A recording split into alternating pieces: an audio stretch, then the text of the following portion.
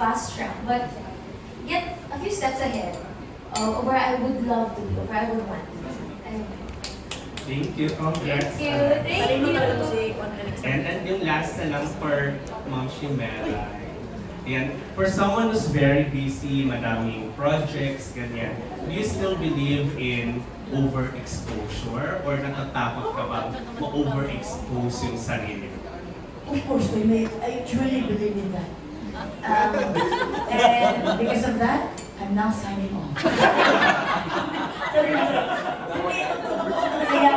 Totoo talaga yung overexposure kasi minsan, parang makukutak na yung mga tao sa iyo, magsasawa na yung mga tao sa iyo.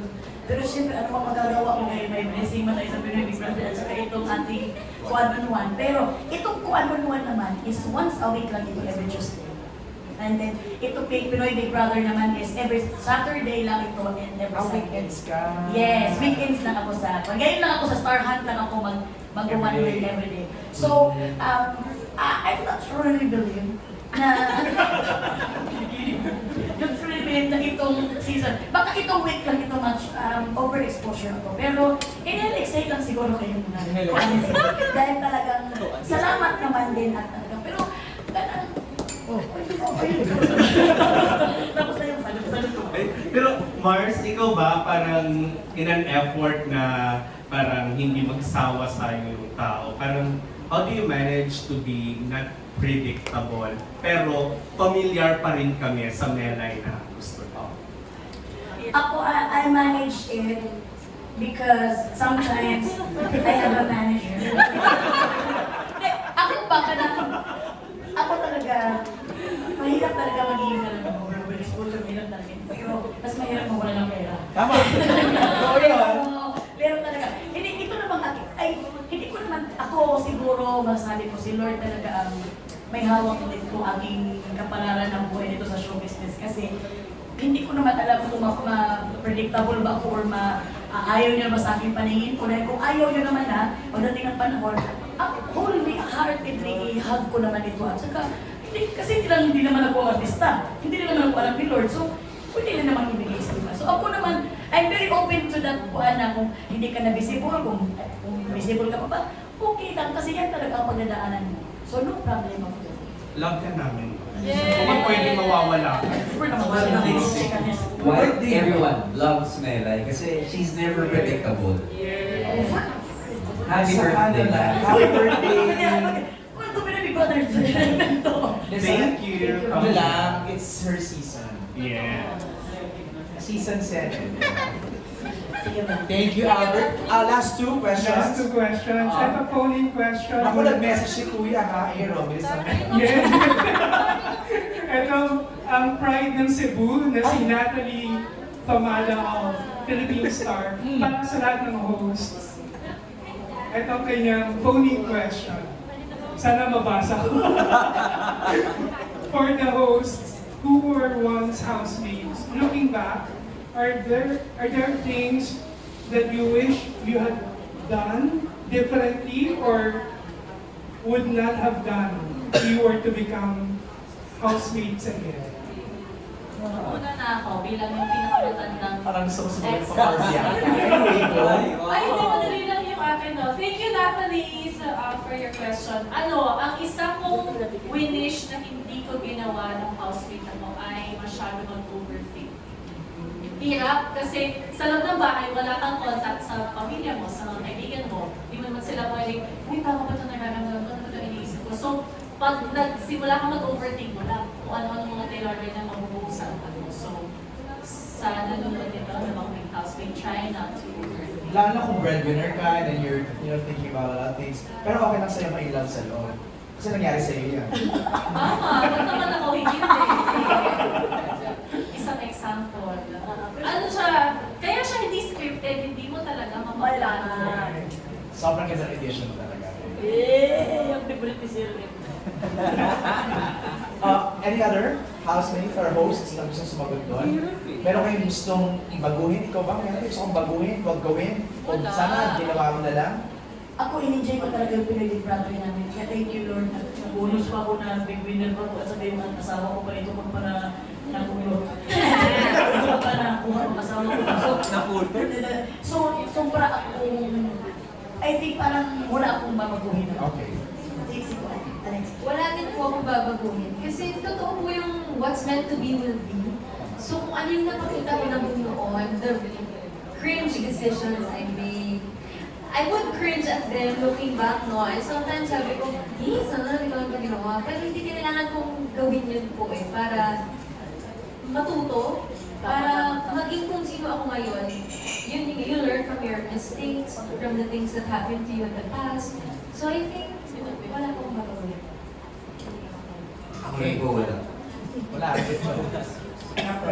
Ako siguro dapat hindi ako naging controlling masyado. Kasi admittedly, Kanino? sa lahat ng mga tasks, kasi very task-oriented ako. So, it turned out na sinabi pala ng ibang mga tao, mga housemates na bida-bida daw ako sa loob ng bahay. Diba? Kasi syempre, wala kang gagawin dito. Bawal ka naman matulog, bawal ka naman umiklip. So, ako na nagagawa ng lahat and some housemates thought na, masyado pang pasikat, bida-bida. Medyo boring ba minsan sa loob ng bahay pag walang ginagawa? Oo! Super. Yes. Sobrang boring. Ay, At talaga? bawal kang matulog sa hapon. Kami Kaya pwede. ano ko talaga ako? Pwede kayo? Pero iba po na kami ng mga games. So, actually, I was about to ask, pwede maglaro ng games kung paano? Basta po yung hindi ka mag-copyright. Basta hindi kuhan sa rules. Basta hindi mo nakuhan yung rules sa book. Na mo, basta pwedeng gawin mo lang na gusto mo. Bawal lang matulog. So, gagawin mo talaga yung mata mo. Kahit itlip, kahit pasanda Bawal lang? talaga certain day. May punishment. Oh my. Okay, ano na yung Last question from Natalie, bago ang ating killer question. For Melay, care to share tips on how to become the big winner? Not them. At syempre, kaya na ako pa sinasabi ko talaga, pinakulit-kulit ko talaga na hindi mo naman alam na maging big winner ka talaga. Hindi ko naman din strategy na maging big winner ako. Lahat siguro ng mga big winner, hindi naman din nila alam na sila ang mapipili ng mga taong bayan. So, ako, ang point ko is, you have to enjoy. Sa lahat ng mga housemates na papasok, kailangan mong i-enjoy ang pagpasok mo sa loob ng bahay nito. Ano man yung goal na gusto mong marating, huwag mong kalimutan first is i-enjoy mo. At siyempre, magpakatotoo ka. Kung pagpapakatotoo, hindi naman ibig sabihin ng pakatotoo ka na kalita ka, hindi yun. Ugali yun, hindi yun pagpakatotoo na malita. Magpakatotoo ka na labanan mo yung sarili mong attitude. Na kung pwede kayanin mong malabanan mo sa ng bahay ni Kuya, huwag kang magpasukan. Alam mo naman siguro kung ano yung good and bad. So, please, ikunin mo ang sarili mo. Control yourself for doing bad. So, yun lang kasi minsan, yung isang part na magagawa ko sa loob ng bahay ni Kuya, may reflection na yun sa ibang tao. Baka malabas, hanggang paglabas na yun, tingin na yun sa'yo. Pwede mo matawag ng medic na high blood na kulit.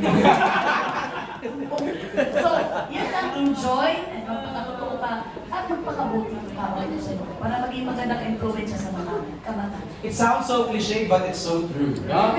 Magpakatotoo, be yourself, that's it. Kasi akala mo naman talaga yung pagkakatotoo mo malita ka, hindi maganda yung ugali yun. Pigilan mo yan. At sometimes, pag i-voice out, Pero ang pagiging maldita, kung maldita ka talaga, nagpapakatotoo ka. That's o it. napakatotoo ka, pero alam mo na it will not ruin your attitude. Oh, mama kayo. Hindi mo na hindi. Hindi ba? Hindi mo pagsisisihan. Yan. Yung ginawa mong pagkamaldita din, alam mong pangit yung result. Basta alam mong maganda rin, may reason ka. Alam mo, umalis na si Direk Loring ka. Ayan. Super workout. So yun lang naman. Before your last question, iconic PBB moment, your favorite but not yours. Oh! Iconic PBB. Siyempre. Kung ako din mauna Okay. bilang unang Okay. housemate, kung naalala nyo nga, Celebrity Edition 1, lumabas sa garden na yan mismo, si Kiana Reeves, our big winner, and then Rosdom Padilla. Not yours.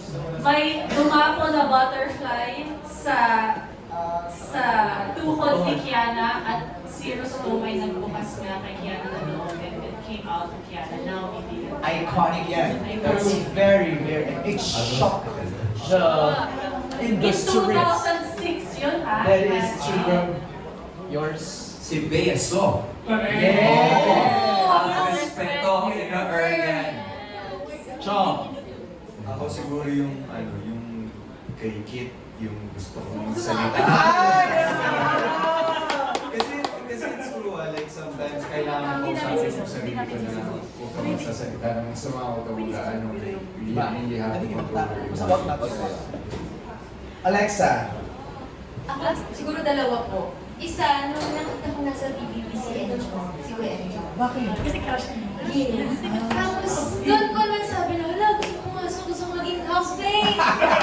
Yun yung, Tapos kaya kasama na realization. Tapos, yung isa po, yung isa sa mga episodes ni Ate Melay, tsaka ni Jason, yung gusto ko sabihin, I love you! Yung parang ganun po. Nag-i-anak kasi namin ni KB paglabas namin.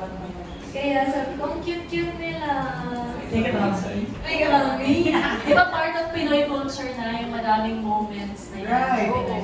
Ang trending ngayon, yung inaaway ni Keanu Reeves si yung isang Si Mitch Si Mitch Dulce, Dulce. ang mga Gen Z ngayon, KFC, ay yung yung may title siya ngayon na ang feeling ng mga matatanda sa Gen Z. Oo. Ano ka? KFC! Pero KFC, hindi